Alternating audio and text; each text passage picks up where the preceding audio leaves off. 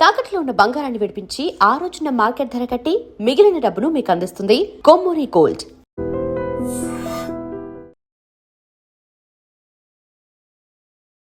అంటే ఇది అనిల్ రావిపూడి గారి సజెషన్తో థియేటర్కి వస్తుందని అన్నారని, అది అనిల్ రావిపూడి గారి సినిమా చూసి అంటే ఆయన అన్నాడు థియేటర్కి బాగుండేది కదా, ఇలా ఎందుకు అనుకున్నారు మీరు, సర్లేండి ఎక్కడైనా బ్లాక్ బస్టర్ ఇది అన్నాడు.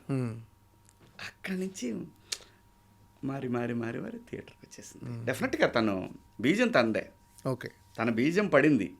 పడిన తర్వాత తను కూడా చిన్న చిన్న సజెషన్స్ చెప్పాడు. అది కూడా చేసేస్తే చూస్తే అసలు థియేటర్లో ఎంజాయ్ చేస్తారబ్బా. నేను అద్భుతాలు ఉంటాయి, వాహో ఆహా, అంతే. ఎంటర్టైన్మెంట్ అన్న సింపుల్. సినిమాకి సహజమైన గుణం ఏం కావాలో అది ఉంది దీనికి. సినిమా అనేది కూర్చోబెట్టేస్తుంది అంతే, అలా అది ఉంటుంది. అలాగే ఒక చిన్న థ్రిల్ కూడా ఉంటుంది, సీట్ ఎడ్జ్ థ్రిల్. అంటే అనిల్ రావిపూడి గారికి ఎందుకు అసలు ఈ సినిమా ఎందుకు చూడాలనిపించింది, అసలు ఆయన ఎందుకు చూసాడు అసలు? అలా కాదు, సినిమా మొదలుపెట్టినప్పుడే నేను చెప్పాను, అబ్బాయి నువ్వు చూడాలి, నువ్వు చూసి సజెషన్ చెప్పాల్సిందే నాకు, ఒకవేళ నీకు నచ్చకపోతే ఇంకా ఏమైనా షూట్ చేయాలా ఇవన్నీ. కానీ ఆ సినిమా ఇది ఒకేసారి అవటంతో చూడలేకపోయాడు.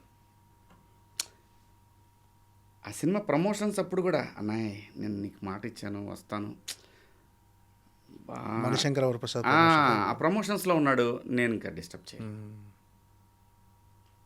కాపీ వచ్చిన తర్వాత సరే ఇట్లా ఓటీటీకి అనుకున్నారు కదా, అబ్బాయి దండోరాకి వచ్చావు, ఇంకా నాకు అడగటానికి అంత అనిపించలేదు, అడగలేకపోతున్నాను నేను, నువ్వు నాకు మెసేజ్ పెట్టేసాయని చెప్పి, ఎందుకు ఏం కాదు నేను వస్తా అన్నాడు.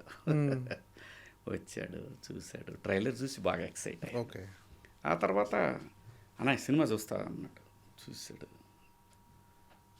అంటే ఎగ్జాగరేషన్ కాదు, సెకండ్ మినిట్ నుంచి కనెక్ట్ అయ్యి నవ్వటం మొదలుపెట్టాడు. థ్రిల్లింగ్గా ఉంటుంది సినిమా, చాలా బాగుంటుంది. అలాగే ఈ జనరేషన్కి ఏం కోరుకుంటారు, ఏం కలర్ కోరుకుంటారు, సినిమాకి ఎలాంటి ఐడియా కోరుకుంటారు, అలాగే ఉంటుంది సినిమా. సో ఇంకా తర్వాత మారిపోయి మళ్ళీ అదే మనం బలంగా కోరుకున్నప్పుడు ఉంటుంది చూసావా, అది జరిగింది. సాధారణంగా అనిల్ కూడా మధు అంత కష్టపడ్డాను సినిమాకి, ఇష్టపడి, అందరూ కష్టపడతారు, అలాగే నేను కూడా ఇష్టపడి చాలా ఒక చిన్న బిడ్డని సాకినట్టు సాకాను.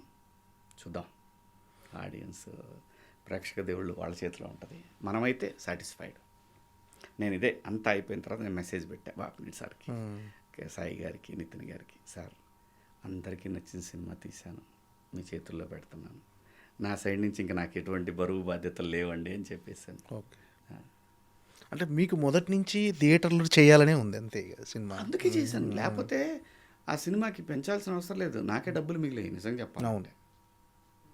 కానీ ఏంటంటే మనం సినిమాని ఎన్హాన్స్ చేయాలి తప్ప ఏదో 4 రూపాయల కోసం నేను కాంప్రమైజ్ అయిపోయి ఏది పడితే అది తీసిచ్చేసి ఆ రకం కాదు మనం.